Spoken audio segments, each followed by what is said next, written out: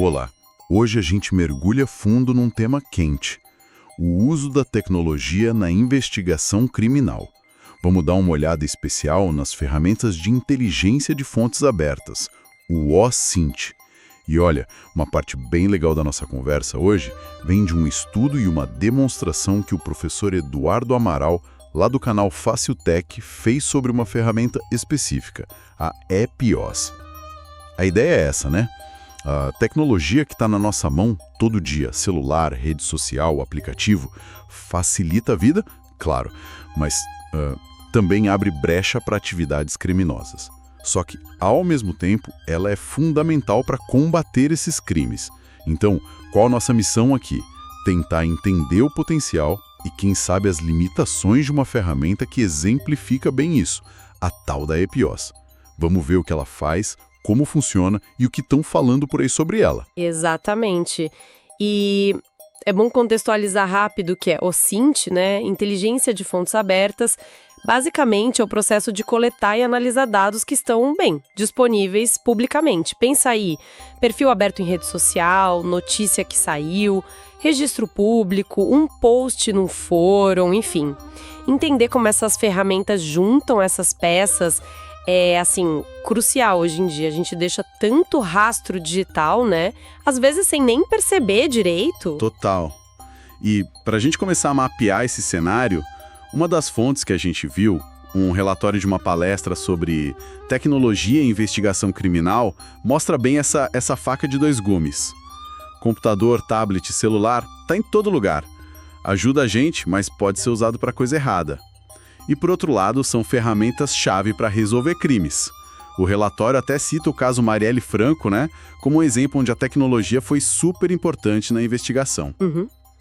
E um ponto fundamental dessa palestra, que acho que ajuda a gente a organizar a cabeça para o resto da conversa, é a diferença entre fonte aberta e fonte fechada. Fonte aberta é isso que a gente falou, dado que o próprio usuário deixou público. Perfil não privado no Insta, no Face, cadastro naquele site que pediu um monte de coisa, post em blog. Já a fonte fechada é informação restrita, coisa que precisa de ordem judicial ou que simplesmente não é pública mesmo, tipo seu extrato bancário, conversa privada no WhatsApp, seu prontuário médico. Faz todo sentido. E nesse universo da investigação, a palestra mencionou algumas plataformas que os investigadores usam. Uma delas, a EPIOS, que é o nosso foco hoje, e a outra foi o Cinesp. Isso, o Cinesp é o Sistema Nacional de Informações de Segurança Pública. É outra pegada, bem diferente da EPIOS. O Cinesp junta dados de várias fontes do governo, sabe? Segurança pública, sistema prisional, arma, carro roubado, mandado de prisão. O acesso é super restrito, só para profissional de segurança autorizado, tem lei para isso, a 13.675. Quer dizer, ele opera mais com fontes fechadas, dados oficiais. É um bom contraponto para a EPIOS que vai fuçar no que está aberto na internet, né? Entendi. Então tá, vamos botar a lupa na EPIOS. O que ela faz exatamente? Juntando o que a gente leu e viu, é uma ferramenta OSINT considerada avançada, empresa francesa, já tem mais de 10 anos aí no mercado. O foco dela parece ser investigar a partir de um e-mail ou de um número de telefone. Ela tenta achar conexão com perfil de rede social, faz busca reversa, junta dado de tudo quanto é canto na internet para montar um perfil da pessoa. É como se ela fizesse uma raspagem na web, né? Mas de forma automatizada e organizada. Isso, tipo um scraping super potente. E o valor que o pessoal vê nessa ferramenta, segundo as fontes, incluindo o vídeo do professor Amaral e o material da própria empresa, está em alguns pontos, né? Primeiro, eficiência. Automatiza uma coleta que, se fosse fazer na mão, levaria horas, talvez dias. Segundo, ajuda a verificar identidade cruzando info de vários lugares. Útil pra caramba na internet, onde todo mundo usa apelido, tem vários perfis. Terceiro, escalabilidade. Serve tanto para investigar uma pessoa específica quanto para mapear uma rede inteira de contatos, talvez. E por último, organização. Ela entrega o resultado todo bonitinho, estruturado, e um ponto interessante que o professor destaca. Muita coisa que a Ipios acha poderia ser encontrada manualmente ou com ferramenta gratuita. Mas o diferencial é a velocidade e como ela organiza tudo isso para você. E para a gente ver isso funcionando, a demonstração do Eduardo Amaral foi muito boa, muito clara. Ele mostrou a interface super simples, um campo para pôr e-mail, outro para o telefone. E aí ele mostrou os níveis de acesso. Tinha o visitante, que é grátis, nem precisa logar. Depois o usuário logado, também grátis, mas precisa fazer um cadastro. E o usuário com créditos, que é o pago. Como visitante, ele botou um e-mail lá e a ferramenta só disse: olha, tem coisa associada. Tipo, esse e-mail tá num vazamento, ou tem conta no Gravatar, no Trello, mas não mostrava o quê, qual vazamento, qual foto, só dizia que existia. É, o famoso gostinho grátis, né? Já o nível usuário logado, ainda sem pagar, mostrava um pouquinho mais, tipo, se tinha conta no Foursquare. Mas a mágica mesmo, ou susto, dependendo do ponto de vista, Pois é. acontecia no nível pago, usando os créditos. Sim. É aí que o negócio esquenta. No exemplo que ele usou no vídeo com um e-mail de teste, um tal de Anthony Brasil, a versão paga foi, assim, muito mais fundo. Deu detalhe do vazamento de dados, qual pacote foi, LAC, a data, fevereiro de 2024. Listou um monte de conta associada. Facebook, Trello, Gravatar, Adobe, LinkedIn, Duolingo, ProtonMail, nossa, várias. E o mais impressionante, ela puxou informação desses perfis. O nome completo, Anthony Sequeira Brasil, antes só aparecia Anthony Brasil com Z.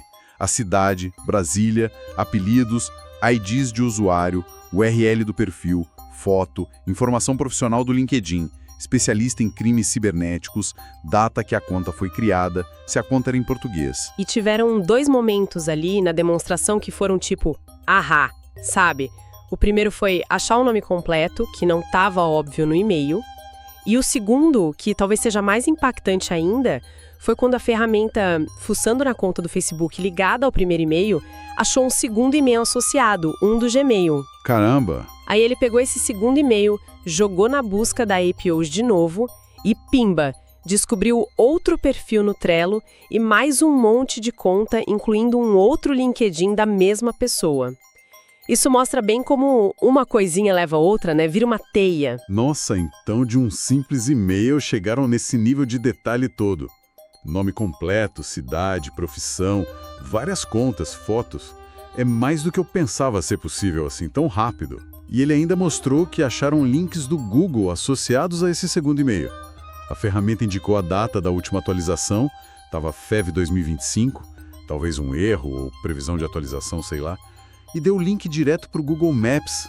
E aí que a coisa fica interessante. Mostrando onde o usuário, fictício, né, tinha feito contribuição, foto que postou, lugar que visitou em Brasília. Confirmou a localização. E o mais bizarro, um link para o Google Agenda, que, por vacilo na configuração de privacidade do tal Anthony, mostrava um evento público, dia de comer pizza.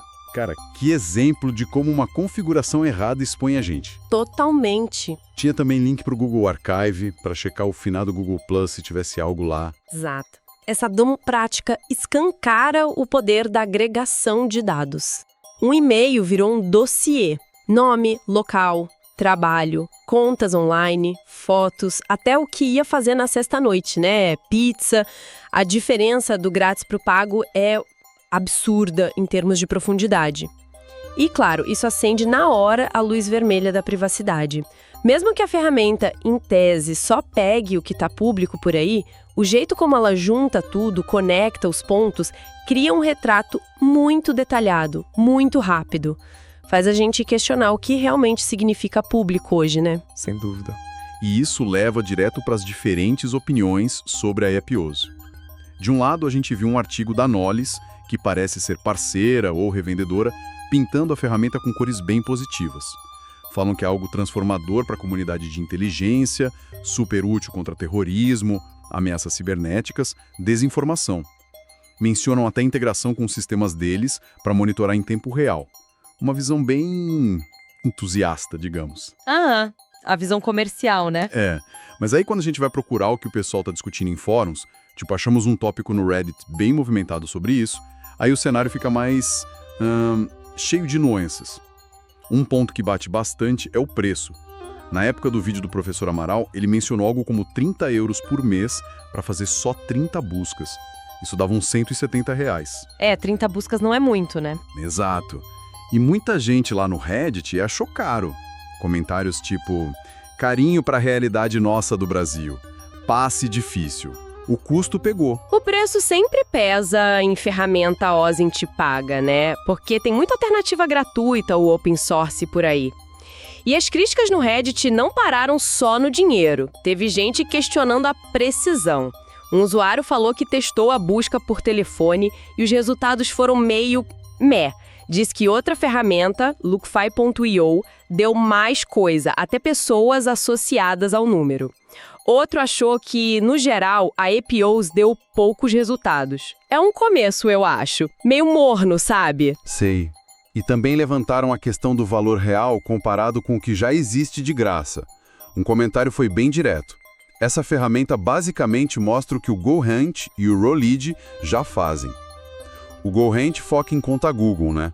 E o Rolead vê onde um e-mail foi cadastrado. Exato. Então, para esse usuário, pagar pela AppOSINT não fazia tanto sentido se ela só junta o que essas outras já entregam de graça. Isso até gerou um debate lá. Mas uma ferramenta paga pode ser o SINT. Essa confusão de termo é comum, mas é importante separar. O SINT é Open Source Intelligence. A fonte da informação é aberta, pública. Não quer dizer que a ferramenta tem que ter o código aberto, ser open source software. Então, sim, uma ferramenta proprietária e paga como a AppOSINT é tecnicamente uma ferramenta OSINT. Mas a crítica sobre o valor tem seu ponto. Muitas vezes, o que você paga é pela conveniência, pela interface amigável, por ela juntar tudo sozinha, por manter os métodos de busca atualizados. Entendi. Não necessariamente por ela achar dados que seriam impossíveis de obter de outra forma. Quem tem conhecimento técnico e tempo talvez consiga resultados parecidos com ferramentas gratuitas. Faz sentido. E ainda nessas discussões, o pessoal começou a especular como a busca por telefone funciona por baixo dos panos.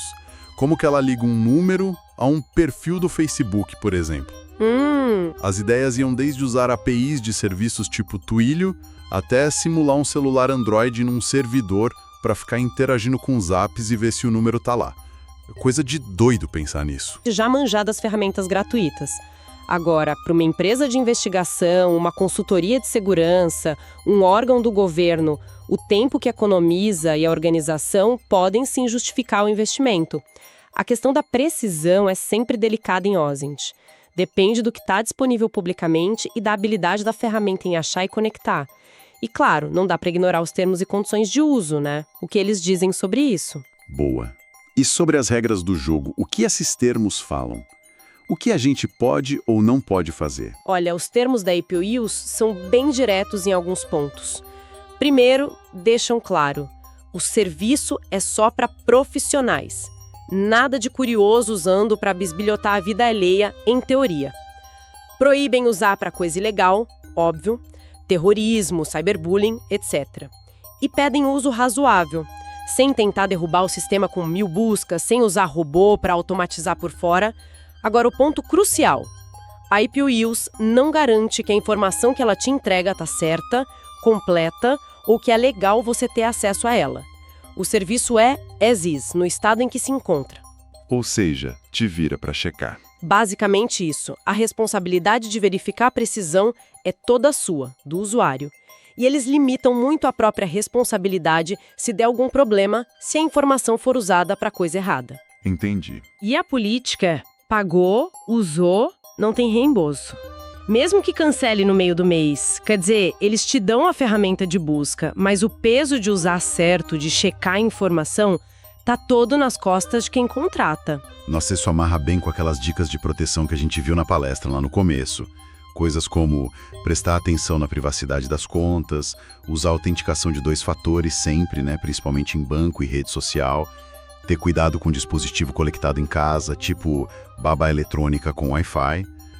A palestra sugeria preferir as de rádio, se possível, porque as de Wi-Fi são mais fáceis de invadir e o risco de imagem parar em rede de pedofilia é real.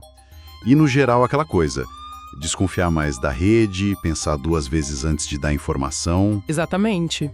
Se a gente junta tudo isso com o que ferramentas tipo IPOs fazem, a lição fica bem clara, né? Elas funcionam pegando os pedacinhos de informação que a gente mesmo, por ação ou por falta de configuração, deixou por aí, públicos ou semipúblicos. O exemplo do Anthony Brasil e a Pistra no Google Agenda é perfeito para ilustrar isso. Foi um vacilo dele na configuração. A proteção mais eficaz começa na gente. Gerenciar a nossa pegada digital, o que a gente posta, com quem compartilha, como configura a privacidade nas plataformas. A existência e a sofisticação dessas ferramentas USINT só reforça, só grita a importância dessa consciência digital. Então, para a gente amarrar a conversa, ficou claro que a tecnologia é essa ferramenta de 2 gumes na área criminal, né? Ferramentas OSINT como a IPOs chegam para automatizar essa coleta de dado público, dando uma velocidade e uma organização que seria difícil fazer na mão. A demonstração que a gente viu mostrou um potencial assim impressionante de montar um perfil detalhado a partir de pouca coisa, um e-mail, um telefone, mas ao mesmo tempo a gente viu que rola muito debate sobre o custo, sobre a precisão, sobre as implicações éticas disso tudo, e no fim das contas, isso só reforça, a gente precisa ficar mais esperto com a nossa privacidade e segurança online. Perfeito. E acho que a reflexão que fica para quem está ouvindo a gente é essa capacidade de coletar, juntar e analisar a informação de fonte aberta está cada vez mais poderosa, mais acessível. Não é mais coisa só de agência de espionagem de filme. E aí, pensando na facilidade com que esses perfis detalhados podem ser montados com esses cacos de informação pública, como a gente acha o equilíbrio? Como que a gente balanceia a utilidade que essas ferramentas têm sim para investigações legítimas, criminais, jornalísticas, empresariais, com o nosso direito fundamental à privacidade? E com o risco que é real de essa mesma informação ser usada para o mal, para perseguir alguém, para dar golpe, para espalhar fake news. É uma tensão complicada, viu? E que, olha, provavelmente só vai aumentar daqui para frente.